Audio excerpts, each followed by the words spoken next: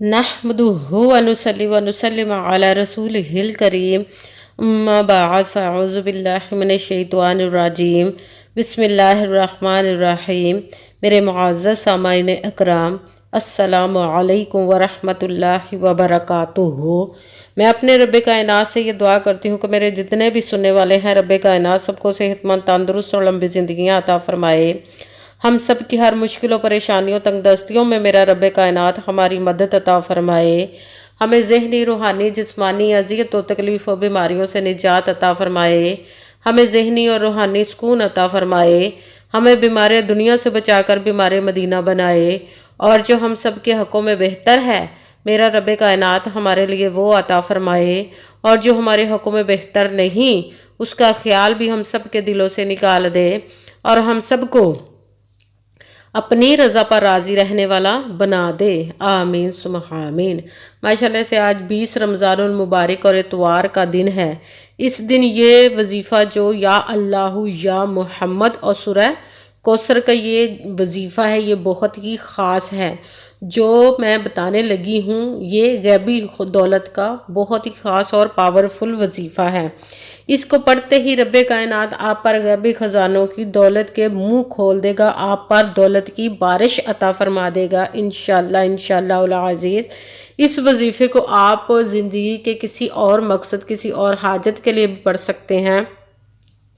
मतलब आपका कारोबार बहुत अच्छा चल रहा था, वो एकदम से बंद हो गया है, उसमें आपको लगता है किसी ने बंदिश कर दी है, या आपके घर में बहुत ज़्यादा गरीबी मुफलसी है, फ़िक्र परेशानियां रहती हैं, उसके लिए पढ़ सकते हैं। आपका अपना घर नहीं, घर ख़रीदने के लिए पढ़ सकते हैं। आप पर बहुत ज़्यादा कर्ज है, उसके लिए पढ़ सकते हैं। आपकी औलाद नहीं, उसके लिए पढ़ सकते हैं। आपकी औलाद ना फरमान है, उसके लिए पढ़ सकते हैं। आपके घर में लड़ाई झगड़े परेशानियां रहती हैं, उसके लिए पढ़ सकते हैं।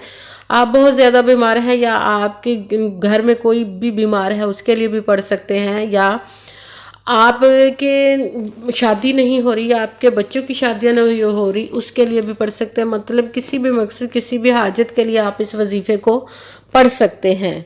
मगर पढ़ने से पहले यकीन कामिल होना चाहिए कि रब्बे कायनात की ज़ात पाक पर कहते हैं कि यकीन कामिल होता है, पीर कामिल नहीं होता। और अच्छी नीयत रख के कीजिएगा कि रब्बे कायनात कुरान पाक में इरशाद फरमाता है, इन्नमल अमालु बिन्नियात, कि जो अमलों का दारोमदार होता है वो नीयतों पर होता है। अगर हमारी नीयत अच्छी है तो हमारा अमल भी अच्छा होता है, और अगर हमारी नीयत ही अच्छी नहीं तो हमारा अमल भी अच्छा नहीं होता, हमें उसका फल, उसका अजर अच्छा नहीं मिलता। क्योंकि उसकी दस्ते कुदरत से कोई चीज़ बाहर नहीं, उसके कुन कहने की देर है और फायाकून हो जाता है। सिर्फ हमारा काम होता है अमल करना, और बाकी उसका फल, उसका अजर देना उस ज़ात पाक पर छोड़ दीजिएगा। उसके कुन की देर है और फायाकून हो जाता है। और 5 वक्त की नमाज की पाबंदी लाजमी रखनी है। और अगर वीडियो अच्छी लगे तो इसको लाइक ज़रूर कर दीजिएगा और बेल आइकन को और आगे भी शेयर कर दीजिएगा, ताकि किसी दूसरे को हमारी वजह से फ़ायदा पहुंचे तो हमारे लिए सदका जारिया बन जाए। और जो नए हैं इस चैनल पर, इस चैनल को सब्सक्राइब कर लें और बेल आइकन को भी दबा लें, ताकि मेरी अगली आने वाली वीडियो आप तक पहुँच सके। और अगर मुझसे किसी मसले के बारे में इस्तिहारा करवाना चाहते हो, या किसी काम का हिसाब लगवाना चाहते हो, या किसी काम के लिए वजीफ़े का पूछना चाहते हो, या कुरान पाक ऑनलाइन पढ़ना चाहते हैं, या महफिल पाक के लिए बुलवाना चाहें, तो व्हाट्सअप का नंबर वीडियो पर चल रहा है, आप लोग मुझसे रब्ता कर सकते हैं। अगर मेरे भाई या बुज़ुर्ग मुझसे रब्ता करना चाहते हो तो व्हाट्सएप पर वॉइस मैसेज करके अपना मसला बता सकते हैं। अगर बहनें या माएँ मुझसे रब्ता करना चाहती हैं तो व्हाट्सएप पर वॉइस कॉल करके मुझसे बात कर सकती है, अपना मसला बता सकती हैं। आपने वजीफ़ा करने से पहले कमेंट्स में अपना नाम और जहां आप रहते हैं उस जगह का नाम ज़रूर लिखना, ताकि मैं भी आप लोगों के लिए दुआ कर सकूं, और फिर वजीफ़े की भी आप लोगों को इजाज़त मिल जाएगी।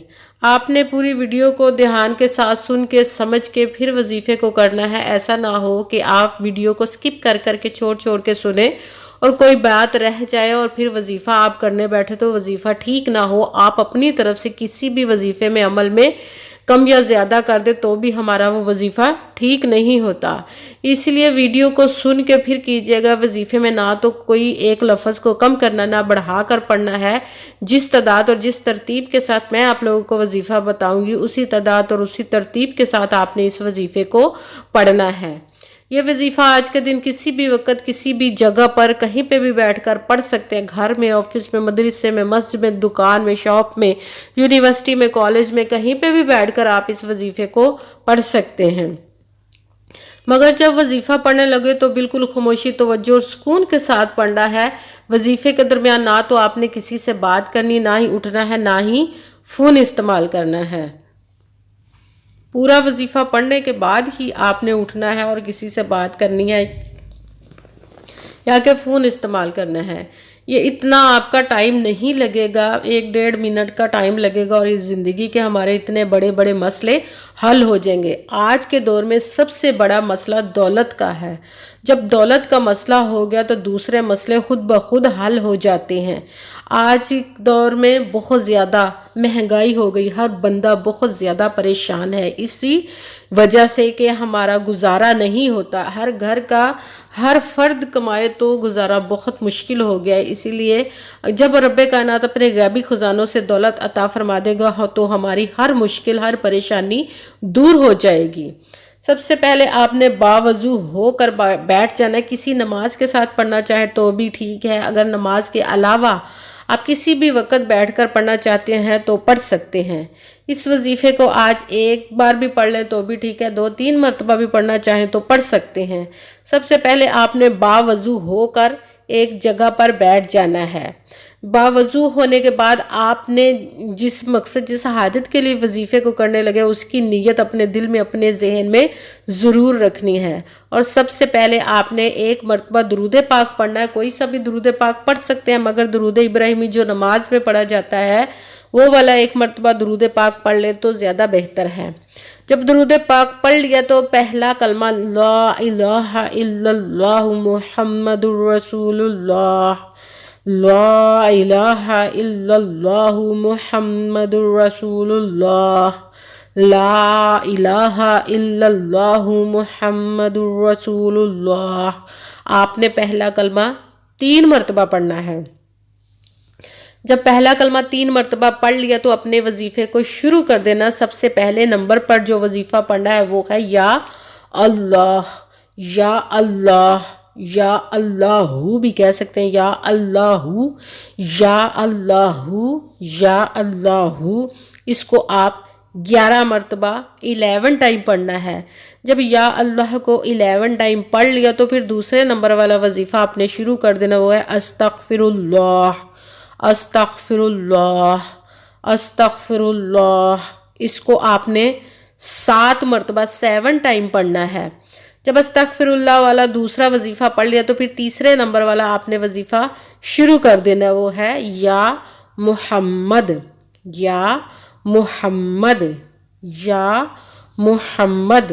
اس کو آپ نے 11 مرتبہ 11 ٹائم پڑھنا ہے۔ جب یا محمد والا وظیفہ آپ نے 11 مرتبہ پڑھ لیا تو پھر 1 مرتبہ بسم اللہ الرحمن الرحیم پڑھ کر قرآن پاک کی سب سے چھوٹی سورہ، سورہ کوثر آپ نے پڑھنی ہے۔ انا اعطیناک الکوثر فصلی لربک وانحر ان شانئک ھو الابتر۔ سورہ کوثر کو بھی آپ نے 1 مرتبہ پڑھنا ہے۔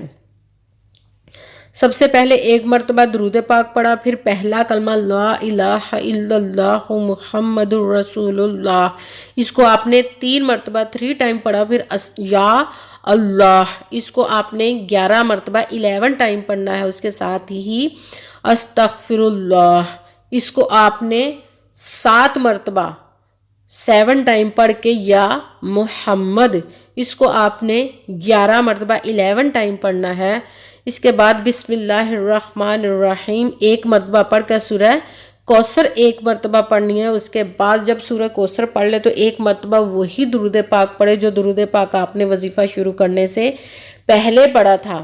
اب درود پاک پڑھنے کے بعد آپ کا وظیفہ مکمل ہو گیا۔ اب دونوں ہاتھوں کو رب کائنات کی بارگاہ اقدس میں بلند کر لینا ہے اور سب سے پہلے اپنے گناہوں کی بخشش کی خوب دعا کیجیے گا، اور اس کے بعد پھر اپنے جس مقصد، جس حاجت کے لیے آپ نے اس وظیفے کو کیا اس کی خوب دعا کیجیے گا۔ دعاؤں میں مجھے بھی یاد رکھیے گا، میرے لیے بھی دعا کیجیے گا۔ جزاک اللہ خیرہ، جس مقصد جس حاجت کے لیے آپ نے اس وظیفے کو کیا، رب کائنات اپنے پیارے محبوب کے صدقے، اس پیارے پیارے ماہ مبارک کے صدقے، اس دوسرے عشرے بخشش کے عشرے کے صدقے آپ کی تمام نیک جائز حاجات کو قبول و منظور عطا فرمائے، آمین ثم آمین۔